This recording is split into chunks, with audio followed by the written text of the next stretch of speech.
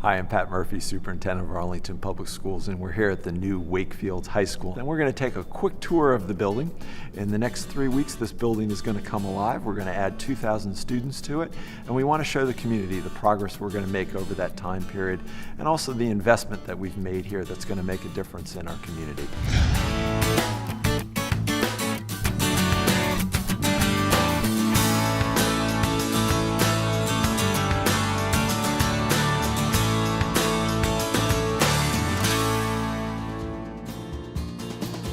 Well, we're standing right now in the main entrance area of the building. So on my right is the main entrance to the building that leads into the town hall and actually leads out to the other side of the building on George Mason.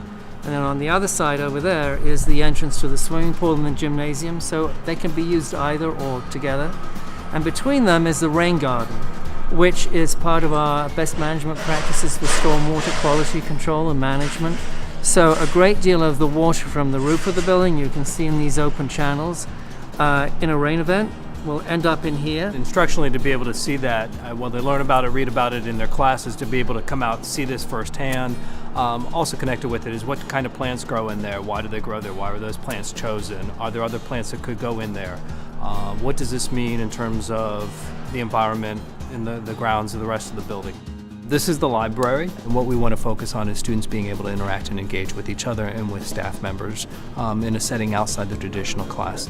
We're here in one of the new biology labs in the science wing of the building. This is a really creative space for us to use for instruction. It's equipped a lot like many of the other classrooms here. I see you have a smart board, you've got a number of whiteboards, there's great light coming in from outside, so all those design features were evidently part of the whole design process. Very much so. Natural light was very much of it. There are sensors that will turn the lights off on the edge of the building.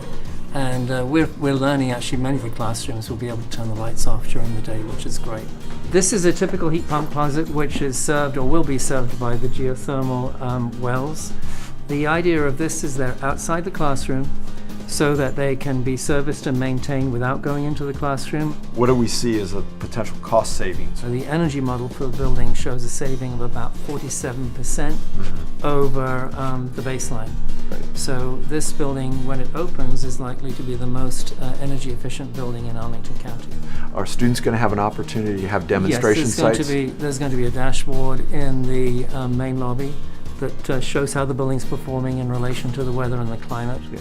And we also have, right above here, we have a whole array of solar collectors that will be contributing to the power of the building. So continuing on with the theme of alternative energy, we're here on the roof of the building. Well, John, what are we exactly looking at here? We're looking at solar hot water tubes that will heat the domestic hot water for the building. What's really outstanding about this is while this is a lot of the modern technology, current cutting edge today. It is cutting edge, but these are all proven. We're not doing anything here that hasn't been proven to be successful anywhere else.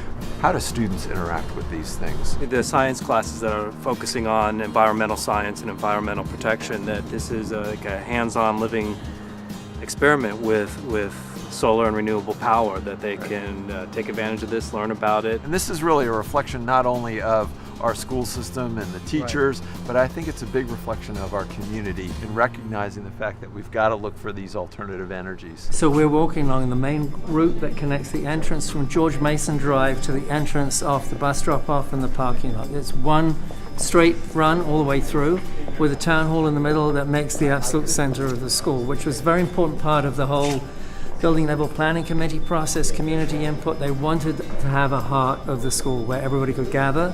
And it's also been designed in such a way that we can close this area off with restrooms, entrances, so that again, this can be used by the community when it's not being used by the school.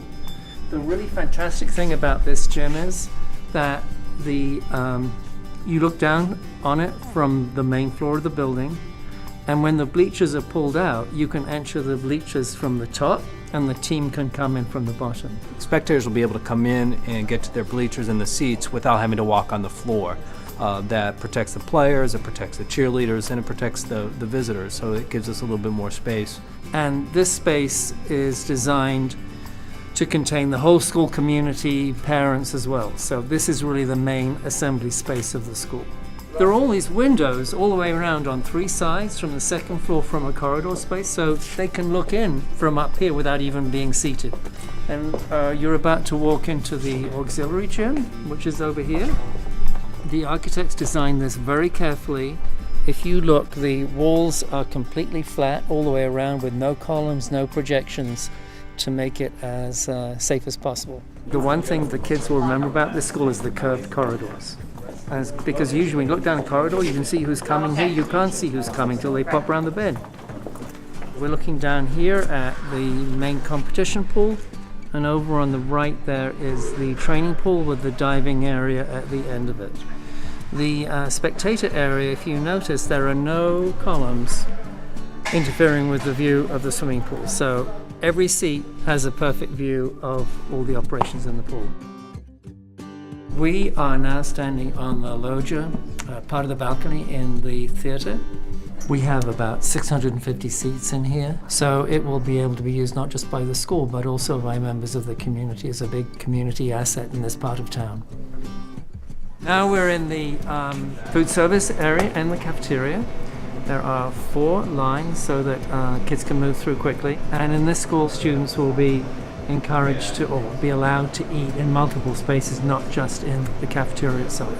We want to be able to facilitate student interaction and student engagement with each other and be able to have conversations and to talk and to socialize in a more comfortable and relaxed setting. So we've actually ordered round tables with chairs that seat from 8 to 10 that will also allow us to use the space outside of lunch periods for classes and groups to come together. Teachers will be in here after school working. We'll be doing faculty meetings in this space. This concludes our tour. We're right here in the front of the building. What can we look forward to, Chris? What's going to happen here over the next 3 weeks?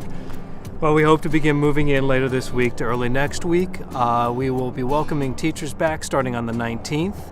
And then starting the week of the 26th, we actually have planned student orientations for all students to be able to come back and do a brief presentation in the auditorium and then some self-guided tours. They should have their calendar by then. We've given them we're going to be mailing them a little guide sheet to help them plan their day so that everybody kind of has some idea what to do on the first day of school when we hope to welcome you back. You see about 1,500 students and 200 faculty members taking advantage of this space. Well, very good. It is all very exciting. It's a beautiful building. Yeah. And it's going to be a great place for kids to learn. It is. Yep.